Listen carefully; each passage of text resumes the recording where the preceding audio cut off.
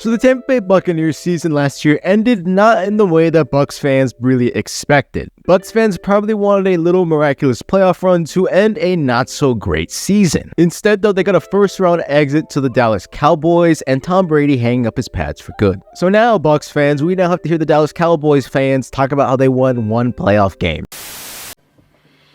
You don't want to be like this. This is disgusting. This is awful in every way. If I could kill it, I would. But I legally can't. But I've considered it. Thank you so much. This season, though, marks a new era for the Buccaneers post-Tom Brady. In today's video, though, we're going to be taking a look at the good, the bad, and the ugly of the Tampa Bay Buccaneers offseason so far, and how I think they will do in this upcoming season. With that being said, let's get straight into it real quick. So let's recap real quick. This last season for the Bucs didn't go like everyone thought it was. It was very mediocre, to say the least. This Bucs squad was riddled with the injury bug all over the roster, and for a lack of better words, this Bucs team just looked stale. The Buccaneers went 8-9 this past season, and were 25th among points scored, and had the 19th best offense according to PFF. Frankly, the only reason they made the playoffs was because everybody in the NFC South was abysmal. The Saints were mid at best, the Panthers were terrible to start and then found some form down the stretch, and the Falcons were just god-awful under Marcus Mariota and whatever the hell that offense was. The NFC South practically became the NFC sucks, because frankly, everybody in that division was just abysmal last year, which is partly what led to the Bucs getting bounced in the first round. Defensively, the Bucs were 13th in points allowed and had the 20th ranked defensive unit according to PFF as well. The Bucs made a good amount of moves this offseason, the first and the biggest coming in January when they fired offensive coordinator Byron Leftwich, who was the OC during the Bucs Super Bowl 56 win. They also traded away guard Shaq Mason to the Texans for draft picks, who was going into his year 30 season and could be seen as one of the weak spots on that O-line group last year despite all the injuries. They also moved on from defensive backs Mike Edwards, who graded well under 70 last year according to PFF, as well as cornerback Sean Murphy-Bunting, as well as veteran running back Leonard Fournette after he had a very disappointing year last year. In free agency, though, the Bucs were able to re-sign linebacker Lavonte David and cornerback Jamel Dean. They also signed defensive tackle Greg Gaines, formerly of the Rams, and edge rusher Anthony Nelson, as well as running back Chase Edmonds, and finally quarterback Baker Mayfield. When it came to the draft, though, the Bucs had 6 total picks. Their first pick being defensive lineman Kalijah Kancey out of Pitt to be the starting defensive lineman next to Vita Vea. They also drafted guard Cody Mack to be their starting right guard, and a whole bunch of defensive pieces and offensive pieces in the later rounds. There is still a lot of good in this Bucs team. They still have a great receiver duo in Mike Evans and Chris Godwin. I think Rachaad White can be a great running back in this league. He's great as a pass catcher and as a rushing back. This O-line still has some very good pieces, including Tristan Wirfs, who was a top 7 tackle in this league. Ryan Jensen, when healthy, is a very good center. He missed most of the season last year with a knee injury he suffered in training camp. Defensively, Shaq Barrett, Vita Vea, and Joe Tryon-Shoyinka is a very good defensive line. Now you had a guy like Kalijah Kancey who can make this defensive line a hell of a lot better and create chaos in the middle of it. Jamel Dean and Carlton Davis are 2 very good corners. Dean is considered a top 10 corner according to PFF. I wouldn't go that far, but I definitely still think he's a top 15 to top 20 cornerback. Lavonte David is a great coverage linebacker. Someone say top 5, even top 10 linebacker in the NFL despite his age. Antoine Winfield Jr. is a great safety, and now you add Ryan Neal from the Seahawks, who's another great safety who both graded above 70 according to PFF last year. So there is still a lot of good depth heading into this team. There's a lot of good mix of young and older players who can play very good football. But now we are at the point of the video where we get into the bad, and here is our first bad thing about this Bucs team. I think it's fairly obvious what this first thing is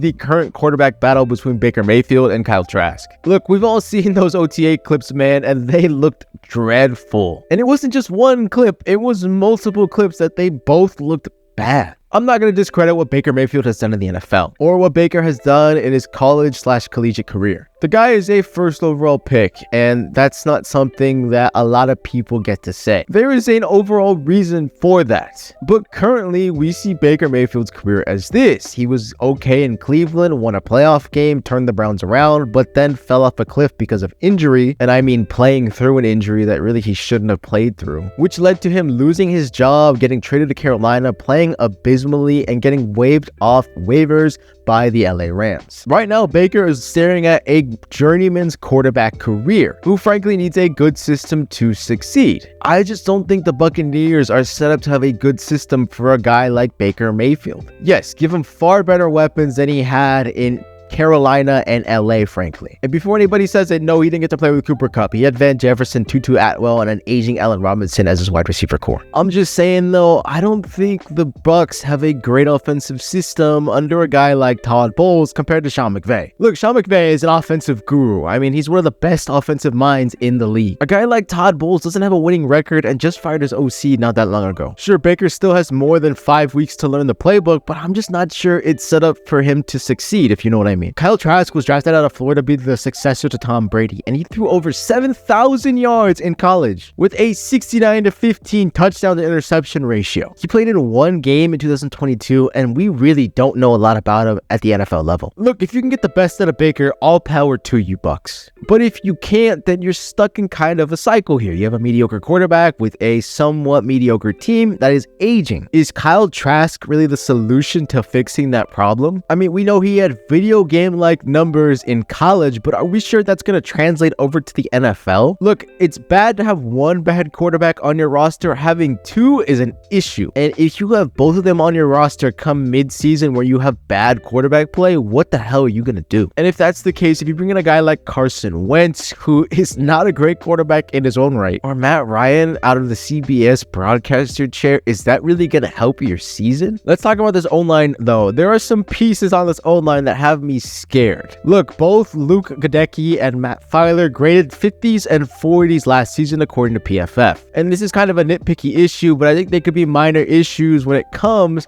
to the offensive line heading into next season. Now, things can change with OTAs, with the offseason, and with acquisitions, so this is very much a minor nitpick. And this is where I think is the worst problem for the Buccaneers. It's my ugly. It's Todd Bowles as a head coach. Look, I don't have any disrespect. I don't mean any disrespect to Todd Bowles. Being a head coach in the NFL is not an easy job. Probably one of the hardest jobs out there. And a lot of people make it look really easy. It's why some of us fans think we could coach the teams and have success. When in reality, a Madden franchise does not mean shit when it comes to coaching in real life. But Todd Bowles' track record just doesn't fill me with confidence as him as a head coach. He's 34-50 and just doesn't really scream like he's a head coach. He's a great DC, but doesn't give me that awesome head coach sort of material or vibe. Look, last year was an absolute shit show for the Tampa Bay Buccaneers. They were at one point predicted to be Super Bowl favorites. Now they are basically almost a shell of that team, for a lack of better words.